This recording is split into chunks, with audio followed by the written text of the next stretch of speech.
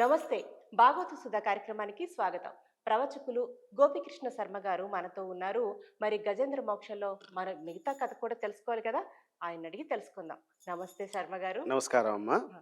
గజేంద్రుడు ఎందుకు అంతసేపు ఉన్నాడు? ఏంటి?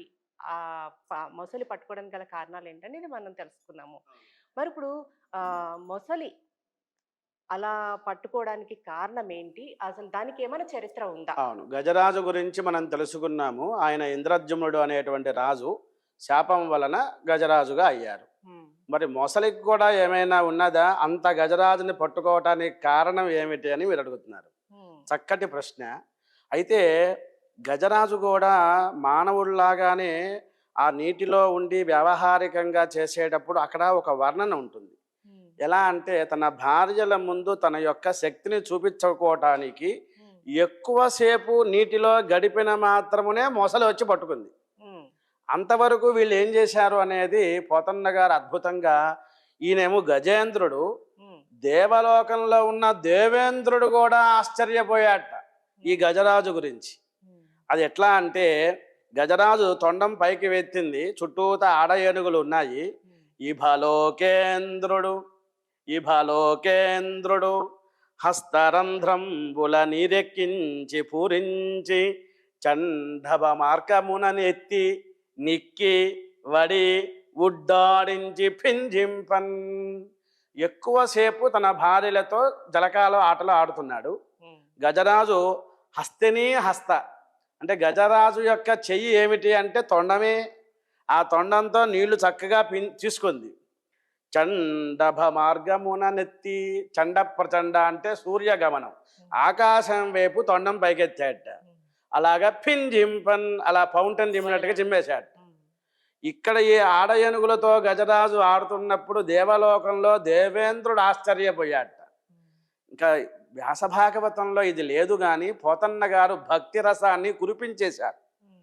మనం ఒక చిన్న ఫోటో తీసామనుకోండి, దీనిని చిన్న ఫోటోని ఎన్లార్జ్ చేస్తే ఎంతో పెద్దగా వస్తుంది. తన యొక్క భక్తిని కూడా రంగరించి వ్యాపింపజేసి. ఈ యొక్క వ్యాసుల వారు చెప్పనిది, హ్మ్. భాగవతంలో లేనిది, హ్మ్. రామచంద్రస్వామి వారి యొక్క అనుగ్రహంతో తనకు కనపడినటువంటి దృశ్యాన్ని పద్యాల రూపంలో చెప్పేశారు. హ్మ్. అది ఎట్లా అంటే దేవేంద్రుడు కూడా ఆశ్చర్యపోయాడయ్యా. అంటే ఈ నీటితో పాటు ఏనుగు గజరాజు తొండముతో నీళ్లు తీసుకునేటప్పుడు చిన్న చిన్న మకరములు, ఎండ్రకాయలు, మీనములు అవన్నీ కూడా వచ్చినాయిటండి. హ్మ్. పైన సూర్యగమనం వైపు ఎప్పుడైతే చిమ్మాడో మనకి నక్షత్రాలన్నీ ఉన్నాయి కదా ఆకాశంలో. హ్మ్. ఈ కాలంలో పొల్యూషన్ వల్ల మనకి భాగ్యనగరము, విజయవాడ ఇలా పెద్ద పెద్ద నగరాల్లో కనపడట్లేదు. పూర్వం ఆరు బయట భోజనం చేసి రాత్రిపూట పడుకుంటే నక్షత్రాలన్నీ కనపడేవి. కనీసం వివాహ సమయంలో కూడా అరుంధతి నక్షత్రం కనబడట్లా. కాబట్టి మేము ఎక్కువగా ఏం చెబుతామంటే, అమ్మ మీరు సిటీకి అవుట్కట్స్కి వెళ్ళండి, 16 రోజుల పండగ లోపు చూడండి నక్షత్రాలు అని. అక్కడ జ్యోతిష్య చక్రం అని ఉందన్నమాట. హ్మ్. మకర రాశి, మీనరాశి ఇలాగ మొత్తం కూడా 12 రాసులు ఉంటాయి. హ్మ్. మేషరాశి నుంచి మొదలవుతుందన్నమాట. అవును. కర్కటకము అంటే ఎండ్రకాయ. హ్మ్. ఆ రాశికి వెళ్ళిపోయినాయట. నీళ్ళల్లో ఉన్నవి ఎండ్రకాయలే అంటే కదా. ఇప్పుడు ఈ గజేంద్రుడు ఎప్పుడైతే ఈ వాటర్ తీసుకున్నాడో అవన్నీ ఆ వచ్చి నీళ్లతో చేరినవి పాటు పైకి ఇవన్నీ వెళ్తే వచ్చినాయి. ఈ రాసులన్నీ ఏర్పడ్డాయి.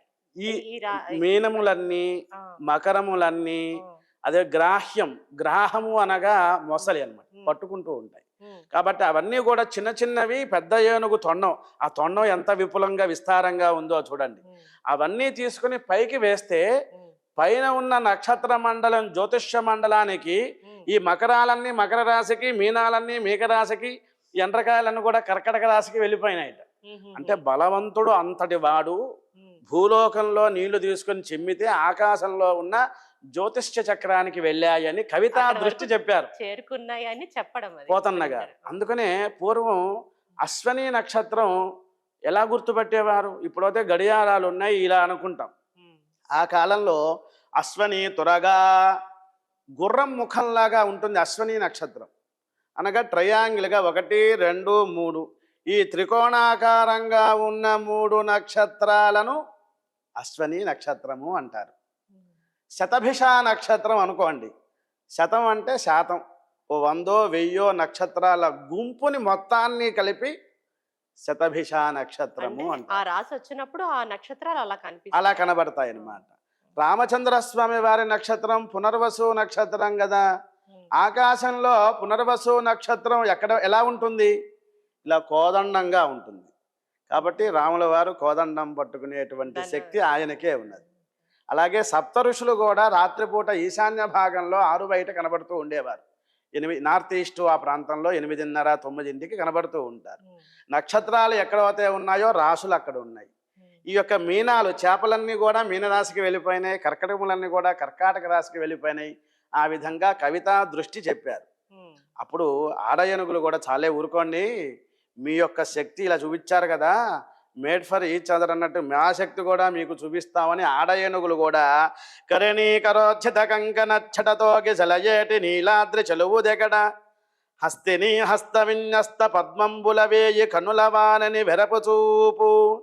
కరణీకరోచ్చిత, కరణి అంటే ఏనుగు, ఆడ ఏనుగు అన్నమాట. ఉమ్, ఆ ఏనుగు తన యొక్క కరము అంటే చేయితో, ఈ యొక్క తొండముతో పద్మాలన్నీ తీసుకొని గజరాజు మీద పెట్టాయిట. ఉమ్, ఒక పద్మం ఒక కన్నులాగా 1000 కన్నులు ఎవరికి ఉంటాయి అంటే ఇంద్రుడికి ఉంటాయి. ఉమ్, ఆయన దేవేంద్రుడు, ఈయన గజేంద్రుడు. అంటే భర్తని ఇంద్రుడితో పోల్చుకుంటున్నాయి. ప్రతి ఆడవాళ్ళు కూడా మా ఆయన బంగారం అన్నట్టుగా ఆ యొక్క కవితా దృష్టి చూపిస్తున్నారు పోతన్న గారు. మన యొక్క తెలుగు నాటలో ఉన్నారు కాబట్టి ఇక్కడ ఉన్నటువంటి సాంప్రదాయాలు, ఇక్కడ ఉన్నటువంటి పదగుంభనము మనకి మత్తేభం అనేటువంటిది సీసపద్యంలోను కందపద్యంలోనూ చెప్పేస్తూ ఉంటారు. కొన్ని ఏనుగులు ఏమి చేశాయి అంటే హస్తిని హస్త పద్మంబుల వేయి కన్నులవానని వెనపు చూపు. కరణీకరోచ్చిత, కం కణము, తొండంతో నీళ్లు తీసుకున్నప్పుడు అలా చిమ్మినైట ఆడ ఏనుగులు.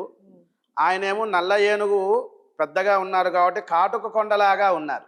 ఉమ్, పైనుంచి సెలయేర్లు పడుతున్నప్పుడు నీళ్లు ఎలా అయితే తుంపరగా ఉంటాయో, పడుతూ ఉంటాయో, ఉమ్, ఆ విధంగా గజరాజు ఒక నల్లని కొండలాగా, ఉమ్, ఈ ఆడ ఏనుగులు ఎప్పుడైతే నీళ్లు చల్లాయో పైనుంచి సెలయేర్లు పడుతున్నట్టుగా వర్ణించారు. ఇంకా కొన్ని ఏనుగులు ఏం చేశాయి, పద్మాలలో పుప్పొడి ఉంటుంది, లోపల దుద్దు అని పసుపచ్చగా ఉంటుంది. పద్మాలు తీసుకుని అలా చల్లినాయిట, మనకి పన్నీరు చల్లుతారు కదా, స్ప్రే చేసినట్టుగా చేసాయిట. ఈ లోపల ఉన్న పుప్పొడి మొత్తం ఆ యొక్క గజరాజు మీద పట్టుకుని ఉమ్, నల్లగా ఉన్నటువంటి అంజనాద్రి కాటుక కొండలాగా ఉన్నటువంటి ఆయన బంగారపు కొండగా అయిపోయాట. ఉమ్, అంటే పద్మంలో ఉన్న పుప్పొడి ఆయన మీద పడి బంగారపు కొండ అయ్యి. మారిపోయాడు. ఈ విధంగా భార్యాభర్తల యొక్క సరస సల్లాపాలలో మునిగిపోతున్నప్పుడు, ఉమ్, తన వచ్చిన పని ఏమిటి అనేది తెలియనప్పుడు ఉమ్, ఆ మొసలి ఎక్కడి నుంచో చూసింది. భుగ భుగాయత భూరి బుద్బుదచ్చటలతో కదులుచు దివికి భంగంబులెగయ భువన భయంకర పూత్కార రవమున ఘోర నక్రగ్రాహ కోటి బెగడ. దాని కళ్ళు ఎర్రగా ఉన్నాయిట, మొసలి యొక్క కళ్ళు. తోకతో మనం వరల్ప్రూలు అంటాం కదా, సుడిగుండంలాగా అవును. ఈ యొక్క తోకతో దెబ్బ కొడుతున్నట్ట. అలా కొట్టినప్పుడు బుడగలుగా రివ్వని తిరుగుతుందిట. ఎక్కడో ఉన్నటువంటి వాళ్ళ విక్షేప దుర్వార జంఝామర వశమున ఘుమఘుమావర్తమడరా. వాళ్ళ విక్షేపం, తోకతో అలా ఎప్పుడైతే దెబ్బలు కొడుతూ ఉన్నాడో తన యొక్క శక్తి ఏమిటి, తన యొక్క కోపం ఏమిటి అనేది బయట ప్రకటన చేస్తోంది. ఉమ్, గజరాజు యొక్క శక్తి తన భార్యల ముందు చూపించాడు కదా, ఉమ్, మరి తాను తగ్గట్టుగా ఈ మొసలి కూడా తన యొక్క ప్రతాపాన్ని చూపిస్తూ కల్లోలజాల సంఘట్టనంబు తటీతరములు మూలములతో ధరణికూల. కల్లోలం అయిపోతోంది, కింద మట్టి పైకి వచ్చేస్తోంది, మా నాచంతా పైకి వస్తోంది, నీళ్ళన్నీ కూడా మురికిగా అయిపోతున్నటువంటి సమయంలో సరసిలో నుండి పొడగని సంభ్రమించి, పొడగని అంటే పొడగంటిమయ్యా అంటాం, ఆ ఎక్కడో ఉన్నటువంటి ఆ గజరాజుని చూసిందనమాట. ఉమ్, చూచి ఉదరి కుప్పించడం అంటే దూకటం, అచ్చు తెలుగు పదం. మనకి భాగవతంలోనే కుప్పించి ఎగసిన కుండలంబుల కాంతి, భీష్మస్థుతిలో కూడా కృష్ణ భగవానుడు ఒక్కసారి రథం మించి పైకి దూకాట కిందకి, దానిని కుప్పించడం అంటారు. అచ్చు తెలుగు పదం అన్నమాట. ఈ యొక్క మొసలి కూడా ఒక్కసారి కుప్పించిందనమాట. కుప్పించి లంఘించి హుంకరించి ఆ యొక్క గాలి ఉచ్ఛ్వాస నిశ్వాస ఎలా ఉంది అంటే వేడి గాలులాగా బుసలు ఉందన్నమాట. కొడుతుంది. భాను కబలించు స్వర్భాను పగిది, ఒక్క మకరేంద్రుడు ఇభరాజు ఒడిసి పట్టే. మనకి కబడ్డీ పోటీలలో కాళ్ళని పట్టుకోవాలి ఎలా అయితే చూస్తారో, ఉమ్, మధ్యలో ఉన్న గజరాజు చుట్టూతో ఉన్నటువంటి ఆడ ఏనుగుల్లో అలా వచ్చి గజరాజుని గట్టిగా పట్టుకున్నాడు. ఉమ్, ఈ పద్యంలో భావి సూచ్యకార్థంగా చెప్పారు పోతన్న గారు. ఉమ్, భాను కబలించు స్వర్భాను. స్వర్భాను అంటే రాహువు, ఉమ్, భాను అంటే సూర్యుడు. ఉమ్. సూర్యుడిని పట్టుకుంటాడు రాహు అదే మనం ఇప్పుడు అంటే గ్రహణం అంటున్నాం. అంటాం. ఆ విధంగా పట్టుకున్నా ఉమ్, అలాగే ఉంటాడా?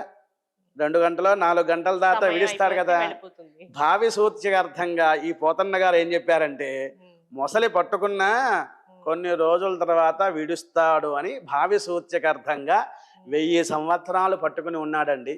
ఉమ్. అలసులు పగళ్ళు వెళ్ళిపోతున్నాయి, రాత్రులు వెళ్ళిపోతున్నాయి. ఆ విధంగా యుద్ధం జరిగిందండి. 1000 సంవత్సరాలు గడిచిపోయింది అవునండి. ఆ యుద్ధంతో. ఆ యుద్ధం ఉమ్, ఆ నీళ్ళల్లో దిగేటప్పుడు ఏనుగు బలిష్టంగా ఉంది, ఉమ్, కానీ ఈ ఆడ ఏనుగులు కూడా రక్షిస్తూ ఉన్నాయి కదా.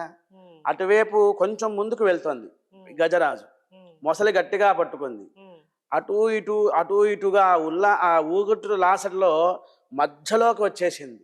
ఉమ్. ఈ యొక్క గజరా నది మధ్యలోకి ఆ, వచ్చేసింది. సరస్సు మధ్యలోకి వచ్చేసింది. మొసలి యొక్క బలం పెరిగిపోయింది, ఉమ్, గజరాజు ఏనుగు పీనుగు అయిపోయింది. ఉమ్, ఎలా ఉంది? చంద్రుడు పౌర్ణమి నాడు వృద్ధిగా ఉంటారు, ఉమ్, అదే అమావాస్య వెళ్ళిన తర్వాత వచ్చే చంద్రుడు ఒక రేఖా మాత్రంగా ఉంటాడు. అవును. ఆ విధంగా గజరాజుని చంద్రుడితో పోలుస్తూ 1000 సంవత్సరాలు అయిపోతుంది. రొక్క 1000 సంవత్సరములు 1000 సంవత్సరాలు అయిపోతుంది. ఉమ్, అంతవరకు నేను అనే అహంకారం ఉంది. ఉమ్. మనం ఎవరి దగ్గర కూడా తలవంచవలసిన పని లేదు, ఒక భగవంతుడి దగ్గర తలవంచాలి. అది ఎలా తలవంచుతాడో మనం చూద్దాం.